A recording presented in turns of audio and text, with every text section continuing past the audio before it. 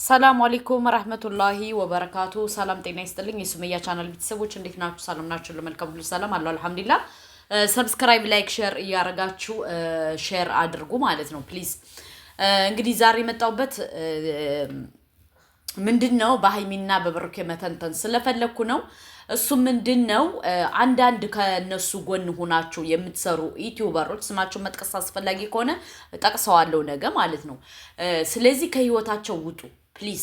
ለምን ካላችሁ እናንተ ከመጣችሁ ጀምሮ የሃይሚና የብሩኬ ህይወት ምስቅልቅልቅልቅል እያለ ነው። ምክንያቱም ብሩኬ ለዚህ ሁሉ ደረጃ ያበቃችሁት ለዚህ ሁሉ ተጠያቂ እናንተ ናችሁ። ሃይሚ ሳትሆን ወይምች ህዩ የምትባለው ደንቆሮና እናንተ ናችሁ ለዚህ ሁሉ ተጠያቂ። ለምን ካላችሁ አሁን ብሩኬ ያጋጠመው ነገር የልብ ኬዝ ነው። የልብ ኬዝ ደግሞ ግዴታ እናንተ አስጨንቃችሁ አጨልላችሁ ገንዘቡን እንዲሸጥ ፈልጋችሁ ነበር፣ አልተሳካላችሁም። አሁን ጭራሽ ልጁን ልታሳብዱት ተነስታችኋል። ስለዚህ ከህይወቱ ውጡ በህግ አምላክ። በሁለተኛ ደረጃ ደግሞ እናቲቱ እናንተን እኮ መክሰስ ትችላለች። ለምን ካላችሁ እናንተ አንወጣም ካላችሁ በህይወቱ መክሰስ ትችላለች። ምክንያቱም እሱ በህይወቱ በቃ እየተጫወታችሁበት ነው። በህይወቱ በምኑ በቃ ዲፕሬሽን እያረጋችሁበት ነው። ስለዚህ መክሰስ ትችላለች እናቲቱ እና የለመደ ልማድ ያሰርቃል ከማድ ይላል ያገሬ ሰው ማለት ነው። የእናንተ የኑሮ ትርጉሙ የህይወት ትርጉሙ ምን እንደሆነ ካልገባችሁ እኛ እናሳያችኋለን። መራጃችሁን እያመጣን እናሳጣላችኋለን ማለት ነው። ያን ነገር ከመፈጠሩ በፊት ግን ከሃይሚና ከብሩኬ ህይወት ውጡ። ገባችሁ? ለምን ካላችሁ እኛ ብዙ ጊዜ እየለመናችሁ ነው። ውጡ ውጡ ውጡ ውጡ እያልናችሁ ናቃችሁን መሰለኝ አላቅላችሁ። ገባችሁ? ስለዚህ አርፋችሁ ተቀመጡ እንደሆነ ተቀመጡ፣ አርፋችሁ ህይወታችሁን ትኖሩ እንደሆነ ኑሩ። ከዛ ውጭ ግን እየመጣችሁ ሃይሚና ብሩኬን ለመለያየት ለእናንተ ቻናላችሁ እንዲያድግ ፈልጋችሁ የእነሱን ቻናል ለመግደል እነሱን ለማለያየት እነሱን የሆነ ነገር ለማድረግ የምታደርጉት ነገር እኔ በጣም ነው የሚያበሳጨኝ። ስለዚህ አርፋችሁ ተቀመጡ። ምክንያቱም በተለይ አንተ ራስተው ልጅ ማለት ነው እዚህ ጋር ለብሩኬ ሌላ ትላለ፣ እዚህ ጋር መተ ደግሞ ለሃይሚ ሌላ ትላለ። ሁለት አፋቱን ገባህ አይደለ?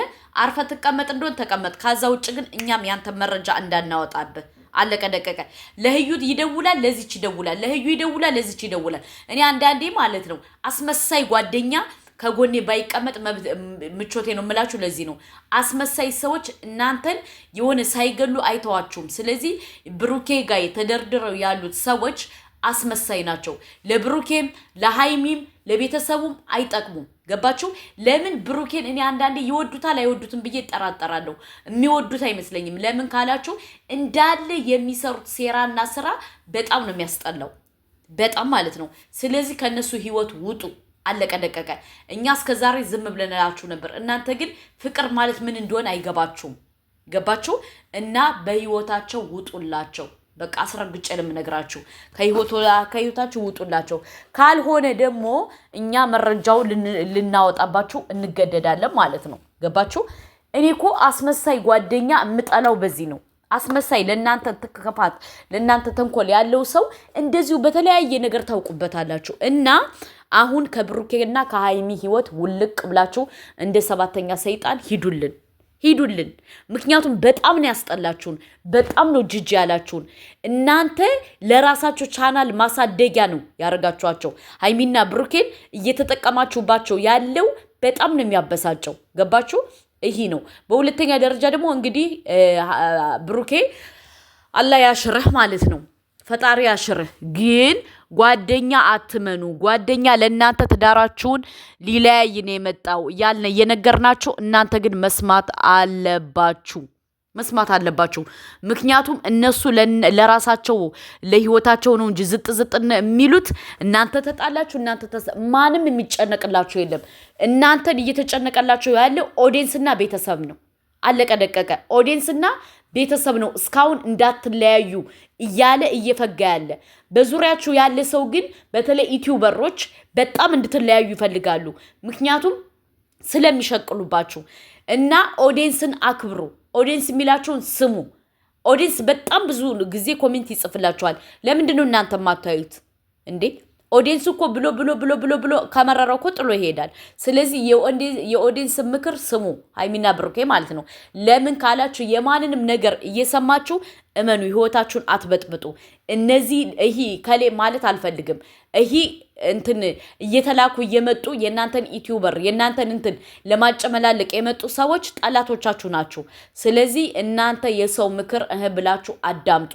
ለናንተ የተደገሰላችሁ ከዚህ በላይ ነው። በጣም ከዚህ በላይ ማለት ነው። ደጋሹ ምን ደጋሹ ከጎናችሁ ነው ያለ። ስለዚህ እኛ እየነገርናችሁ እኛ ቴክስት እያስቀመጥንላችሁ እኛ እያናገርናችሁ አላቅም እኔ አንዳንዴ እንዴት እንደምታስቡ አላቅም። ስለዚህ ይህን ነገር በደንብ ልታስቡበት ይገባል። ምክንያቱም ለእናንተ ምን እንደተደገሰላችሁ ምን እየሆነላችሁ ያለ ምን እንደሆነ እኛ ስለምናቅ ነው የምንነግራችሁ። ኦዲየንስም እየነገራችሁ ነው። ስለዚህ በደንብ አድርጋችሁ አዳምጡ።